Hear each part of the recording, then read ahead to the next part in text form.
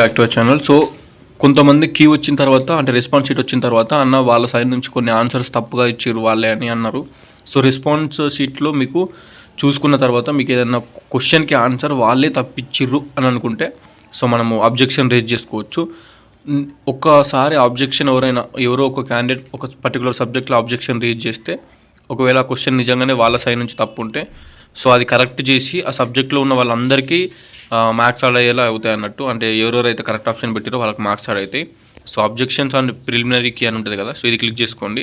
First మీరు ఏం చేస్తారంటే మాస్టర్ క్వశ్చన్ పేపర్కి డౌన్లోడ్ చేసుకోండి. సో ఇందులో ఏమైనా తప్పు ఉన్నాయా లేవా చూడండి ఆన్సర్స్. సో దీన్ని బేస్ చేసుకొని ఈ మాస్టర్ క్వశ్చన్ పేపర్ కీలో అంటే ఈ మాస్టర్ క్వశ్చన్ పేపర్ డౌన్లోడ్ చేసుకొని ఇందులో మీ సబ్జెక్ట్ ఏందో చూసుకొని మీ సబ్జెక్ట్ డౌన్లోడ్ చేసుకొని అందులో ఉన్న క్వశ్చన్ టు ఆన్సర్ చూడండి. చూసి అందులో ఏమైనా తప్పు ఉంటే అప్పుడు మనము చూసుకోవచ్చు, అంటే అబ్జెక్షన్ పెట్టుకోవచ్చు. ఈ అబ్జెక్షన్స్ ఆన్ ప్రిలిమినరీ కీ అని క్లిక్ చేస్తే ఈ వస్తాయి. ఇందులో 200 రూపీస్ కట్టాలి.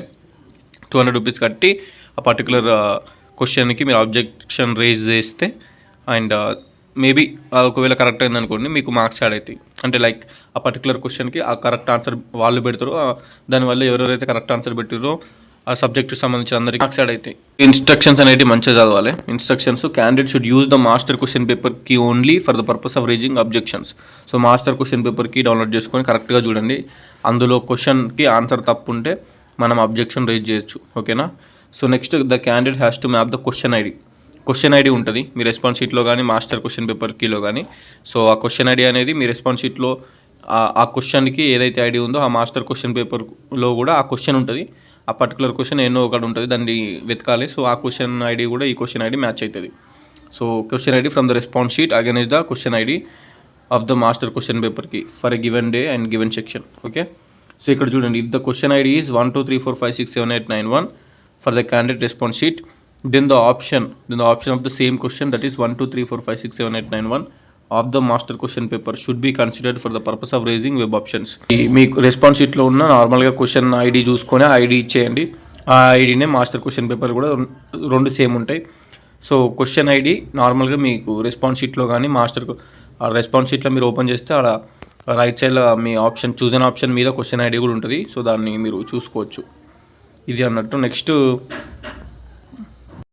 the objections on preliminary key will be received through online mode only within the stipulated time. అంటే ఇప్పుడు 10th లోపు ఈరోజు 9th కదా, 10th లోపు మీరు అబ్జెక్షన్స్ రైజ్ చేయాలి. ఎవరైతే ఇప్పుడు ఆగస్ట్ 4th 5th ఎగ్జామ్స్కి సంబంధించిన రెస్పాన్స్ షీట్లు వచ్చినాయో 10th లోపే మీరు ఏదైనా అబ్జెక్షన్స్ ఉంటే పెట్టుకోండి. సో అది నిజంగానే వాళ్ళ సైడ్ నుంచి తప్పుంటే వాళ్ళు కరెక్ట్ చేసుకుంటే మొత్తం ఆ సబ్జెక్ట్ రాసిన వాళ్ళందరికీ హెల్ప్ అవుతుంది, ఎవరెవరైతే ఆ పర్టికులర్ ఆప్షన్ కరెక్ట్ పెట్టారో వాళ్ళకి. And verify all the fields before submission of the information. Once submitted cannot be modified. The candidate has to pay 200 rupees per question to raise the objection. So if the objection raised on a question preliminary key is valid, then the amount will be refunded within 7 days from the date of publication of results. So results వచ్చిన తర్వాత మనకి 200 refund అవుతాయి ఒకవేళ మీరు పెట్టిన క్వశ్చన్కి నిజంగానే ఉంటాయి. లైక్ ఇక్కడ టిక్ మార్క్ క్లిక్ చేసి కంటిన్యూ క్లిక్ చేసి మీ hall ticket number, registration number, date of birth enter చేసి లాగిన్ కావాలి. లాగిన్ అయిన తర్వాత ఇంతకుముందుకు డీటెయిల్స్ ఎంటర్ చేసి లాగిన్ అయిన తర్వాత ఇక్కడ మీకు candidate objection on preliminary key అని ఉంటుంది. సో క్వశ్చన్ ఐడి ఏదైతే ఉందో ఆ క్వశ్చన్ ఐడి ఇక్కడ ఎంటర్ చేయండి. 10 డిజిట్ క్వశ్చన్ ఐడి.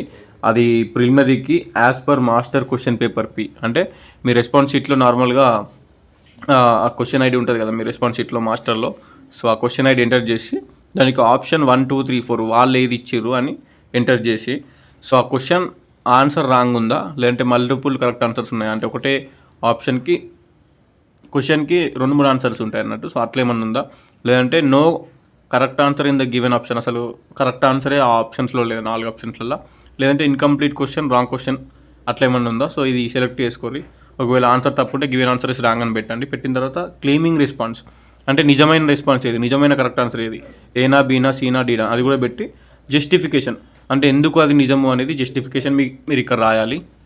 ఇక్కడ జస్టిఫికేషన్ రాసిన తర్వాత అప్లోడ్ ప్రూఫ్, దానికి సంబంధించిన ప్రూఫ్ అంటే ఏదన్నా ఒక పుస్తకంలోది, అంటే గవర్నమెంట్ డిగ్రీ బుక్స్ కానీ ఇంటర్ బుక్స్ కానీ ఆ బుక్స్కి సంబంధించింది ఏదన్నా ఉంటే ఆ పేజ్ నెంబరు, ఆ బుక్ అండ్ దానికి సంబంధించిన ఒక ఫోటో తీసి అప్లోడ్ చేయండి. ఇక్కడ అప్లోడ్ ఫైల్ క్లిక్ చేసి ఇక్కడ అప్లోడ్ చేసేస్తే ఇక్కడ చూస్ ఫైల్ క్లిక్ చేసి అప్లోడ్ చేసి ఇది క్లిక్ చేస్తే అది అప్లోడ్ అయిపోతుంది. నెక్స్ట్ డెబిట్ కార్డ్ క్లిక్ చేసి మీ ఏటీఎం తోటి ఇక్కడ పేమెంట్ చేసేస్తే అయిపోతుంది. సో 200 రూపీస్ ఉంటుంది.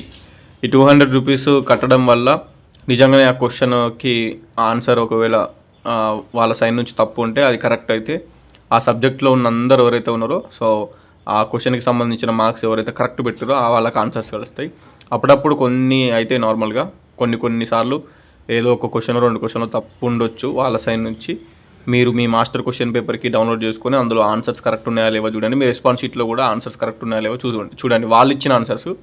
ఒకవేళ ఏదైనా కరెక్ట్ లేకపోతే దానికి సంబంధించిన క్వశ్చన్ ఐడి ఏంది, దానికి సంబంధించిన ఆప్షన్ ఏంది, దానికి కరెక్ట్ ఆప్షన్ ఏంది, అది ఎట్లా కరెక్ట్ ఆప్షన్, దానికి సంబంధించిన ప్రూఫ్ ఏమైనా ఉంటే డాక్యుమెంట్ సబ్మిట్ చేసి చేయాలి. సో ఇట్లా మీరు ఆబ్జెక్షన్ అనేది రేజ్ చేసుకుంటే దానివల్ల ఆ సబ్జెక్ట్ రాసిన 100 మంది స్టూడెంట్స్కి హెల్ప్ అవుతుంది.